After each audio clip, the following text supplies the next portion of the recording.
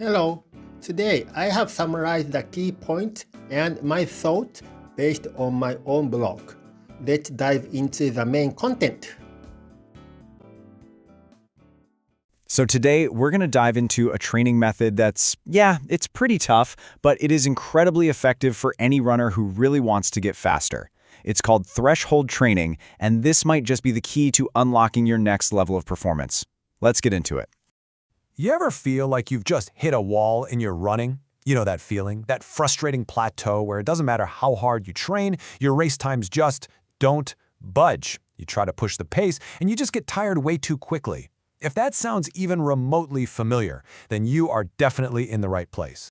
So, here's what we're going to cover. First, we'll talk about that performance wall. Then we'll get right into what threshold running actually is, explore all the benefits, and most importantly, learn how to do it safely. We'll also look at a real-world example of progress, and then we'll dig into the cool science behind why it all works. Okay, let's talk more about that performance wall. Maybe you've got a big goal, like a sub-3-hour marathon. You know that requires a steady 4:15 per kilometer pace. But every single time you try to hold it, you just hit your limit and burn out way too early. It's such a common hurdle, and man, is it frustrating. Now look, there are a ton of training methods out there, but the one we're focusing on today is specifically designed to just smash right through that speed barrier. I'm not going to lie, it's challenging, but the results, they're undeniable. This is how you build real, lasting speed. So, what is this so-called magic workout? The term threshold might sound a little scientific, a little intimidating, but trust me, the actual concept is surprisingly simple. Let's break it down.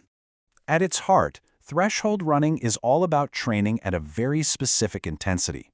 Think of it as the fastest pace you can possibly hold right before your body hits the panic button and fatigue just skyrockets. It's not an all-out sprint, but it is definitely not a comfy jog. And this right here is my favorite way to think about it. Just forget the lab coats and complex formulas for a second. A fantastic, simple rule of thumb is this. Your threshold pace is pretty much the absolute hardest pace you could hold for about 20 minutes. It's that sweet spot of comfortably hard.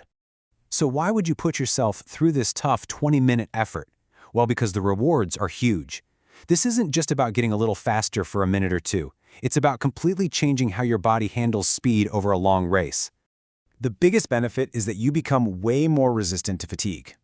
First, you build what's called speed endurance, which is exactly what you need to stop from slowing down in the last 10K of a marathon.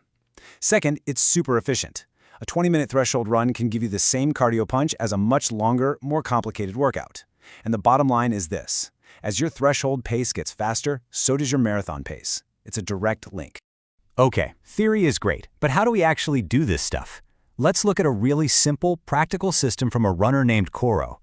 He came up with a set of golden rules for figuring out your paces and, crucially, staying injury-free. And this table just lays it out so beautifully. It's a simple 15-second rule. You just start with your goal marathon pace. So in this example, it's 4:15 per kilometer. Your threshold pace is simply 15 seconds faster than that, so 4 flat. And then for your shorter, even faster sprint work, you just go another 15 seconds faster, down to 3:45. It gives you this perfect, structured way to organize all of your speed data.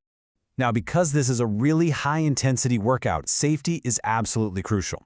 So Koro has 3 non-negotiable rules. First, you only do this workout once a week. That's it.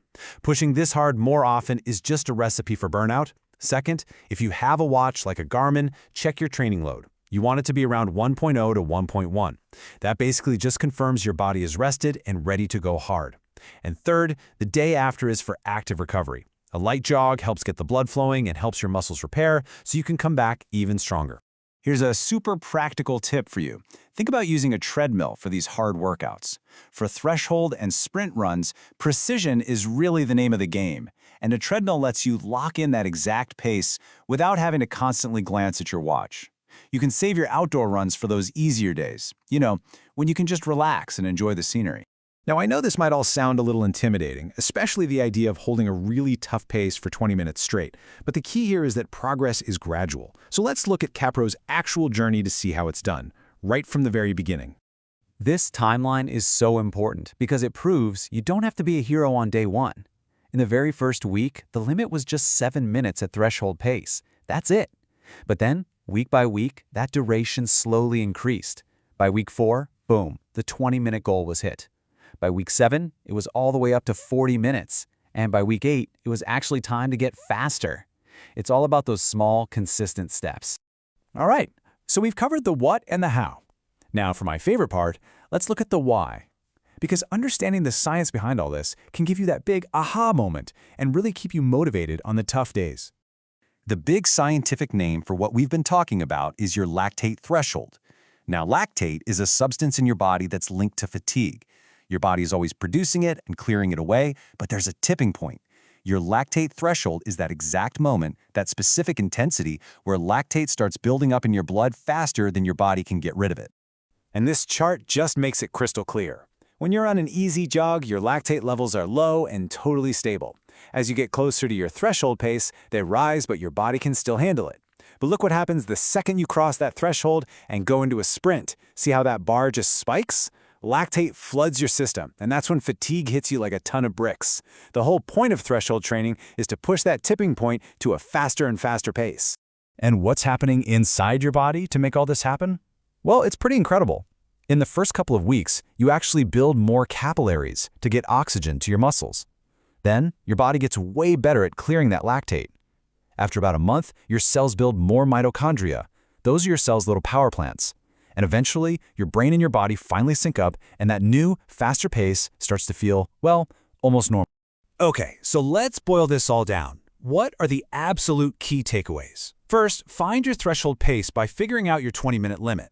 The whole goal here is to build a body that can resist fatigue when you're running fast. Remember to start small, be patient, and just gradually increase your time at that pace. And if you do that, as your threshold improves, your marathon pace will definitely follow. So now that we've broken it all down, the real question is about you, right? It's your turn to get out there, find that comfortably hard effort, and really discover just how fast you can become.